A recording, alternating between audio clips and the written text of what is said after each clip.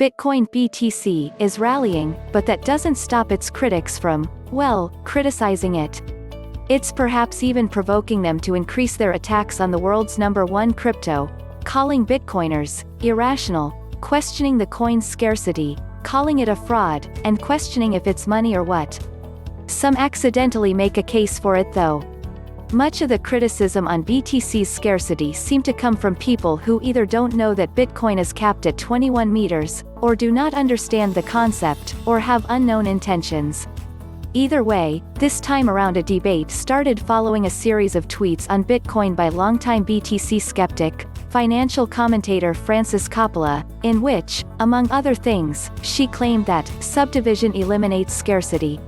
For Coppola, Bitcoiners aren't rational, suggesting this to be their default characteristic, as they believe in the hard cap that won't come into existence until long after all of them are dead. As it is known, the last BTC should be mined sometime after 2100, depending on the mining power of the network. Bitcoiners believe Bitcoin is the scarcest asset in the whole world, even though its supply is constantly increasing and it can be subdivided so much that there is in practice no scarcity at all, Coppola wrote. Truth to be told, while miners generate around 900 new BTC every day, the supply is set to decrease by half every 4 years, as we saw this year during the third Bitcoin halving. Meanwhile, on the question about how subdividing Bitcoin into satoshis, smallest units of BTC, means lower scarcity, as the percentage of the network remains unchanged, Coppola didn't reply but said she'd write a piece on why subdivision eliminates scarcity. There are 100 million satoshis in one Bitcoin and around 7.8 billion people on this planet, meaning that, in theory, each individual could get around 269,000 satoshis.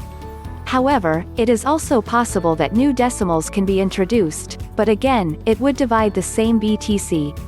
Many have tweeted counter-arguments to Coppola's argument, given that no matter in how many pieces somebody cuts a Bitcoin, the value of that Bitcoin remains the same.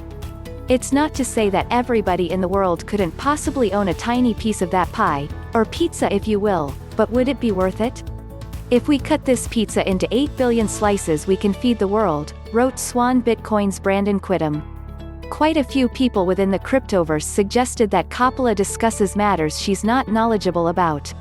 Bitcoin developer Ben Carman wrote that, Bitcoin has existed for 12 years and the most outspoken critics are just people who don't understand fractions. And of course, where would we be without the words, fraud, and, Ponzi, thrown into the mix? Just in case people forgot, Bitcoin is literally a Ponzi scheme, wrote Jorge Stolfi, a professor at the University of Campinas.